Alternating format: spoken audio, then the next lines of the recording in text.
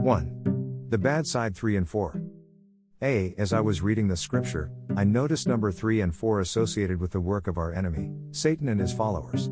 Thus, I surveyed deeper and decided to write this message, the bad side for 3 and 4. B. Before we look into the bad side for 3 and 4, we shall consider generally what most Bible scholars accept the significance of. Number 3, signifies completion or perfection, and unity. 3 is the number of persons in the Trinity. 1. Many significant events in the Bible happened on the third day. 2. After 2 days he will revive us, on the third day he will raise us up, that we may live before him. Hosea 6:2 ESV. 3. Jonah spent 3 days and 3 nights in the belly of the fish, Matthew 12:40. 4. Jesus' earthly ministry lasted 3 years, Luke 13:7. 5. Jesus answered them, destroy this temple, and in 3 days I will raise it up. John 2:19 ESV. 2. Number 4, relates to the earth. 1. Earth has 4 seasons, winter, spring, summer, fall. 2. There are 4 primary directions, north, south, east, west. 3. 4 earthly kingdoms, Daniel 7:3. 4. Parable with 4 types of soil, Matthew 13. 5. He will raise a signal for the nations and will assemble the banished of Israel, and gather the dispersed of Judah from the 4 corners of the earth. Isaiah 11:12 ESV. C. From the above, number 3 signifies completion or perfection, and unity, and number 4 relates to the earth. What then is the bad side for 3 and 4? 2. What then is the bad side for 3 and 4? A. Our adversary, enemy, has limited power to do evils in the case of Egypt and Job. We notice that Satan and his followers are limited to 3 or 4 tries to test things in heavens, plagues, and things on earth, Job. The trials and tribulations the children of God face are only temporary. B. After 4, comes 5, which is a number associated with grace. 1. 5 Levitical offerings, Leviticus 1-5. 2. Jesus multiplied 5 loaves of barley to feed 5,000, Matthew 14:17. 3. Portions were taken to them from Joseph's table, but Benjamin's portion was 5 times as much as any of theirs. And they drank and were merry with him. Genesis 43:34 ESV. 3. What does the scripture say concerning the magicians' arts in Egypt? A. The magicians could only perform 3 magical arts and no more. 1. Their rods became serpents. 11 Pharaoh then summoned wise men and sorcerers, and the Egyptian magicians also did the same things by their secret arts. 12 Each one threw down his staff and it became a snake. But Aaron's staff swallowed up their staffs. Exodus 7:11-12 NIV. 2. Water turned to blood. 22 But the Egyptian magicians did the same things by their secret arts, and Pharaoh's heart became hard. He would not listen to Moses and Aaron, just as the Lord had said. Exodus 7:22 NIV. 3. Frogs came up upon the land. 7 But the magicians did the same things by their secret arts, they also made frogs come up on the land of Egypt. Exodus 8:7 NIV.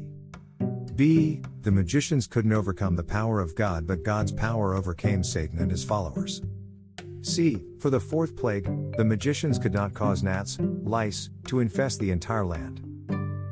18 But when the magicians tried to produce gnats by their secret arts, they could not. Since the gnats were on people and animals everywhere, Exodus 8:18 NIV. D. In fact, they acknowledged God's sovereignty. This is the finger of God. 19 The magicians said to Pharaoh, this is the finger of God.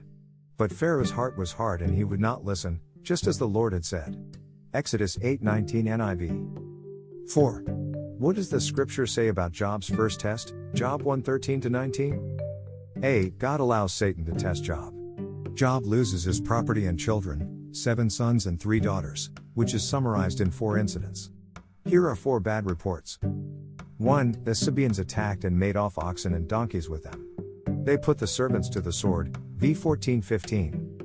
2. The fire of God fell from the heavens and burned up the sheep and the servants, v 16.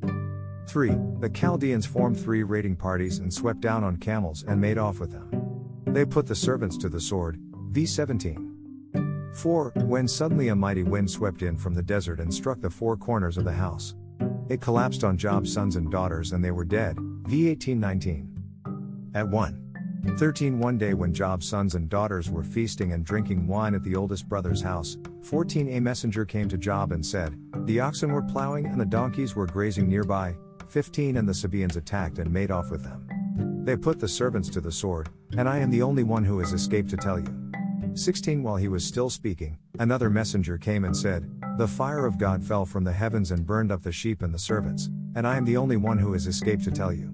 17 While he was still speaking, another messenger came and said, The Chaldeans formed 3 raiding parties and swept down on your camels and made off with them. They put the servants to the sword, and I am the only one who has escaped to tell you.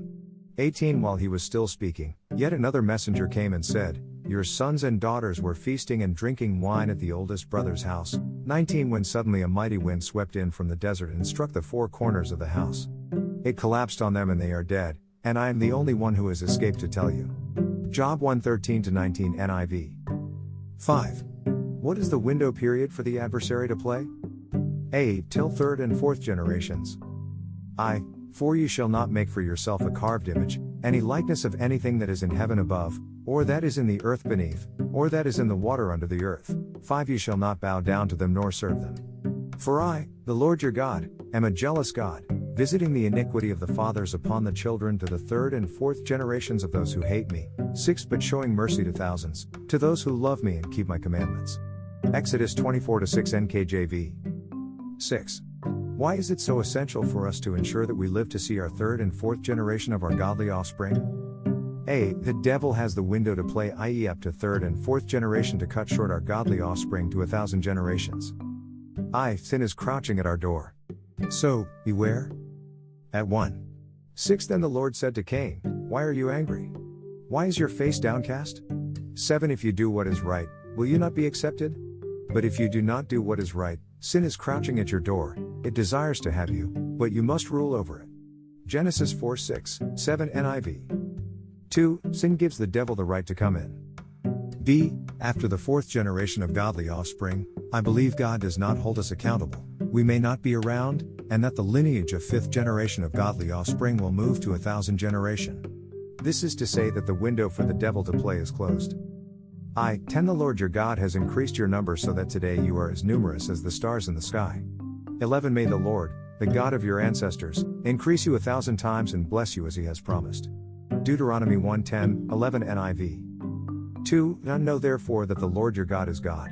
He is the faithful God, keeping his covenant of love to 1,000 generations of those who love him and keep his commandments. Deuteronomy 7:9 NIV. 7. What is the key to long life that enables us to see our future generations? A. Honor our father and mother.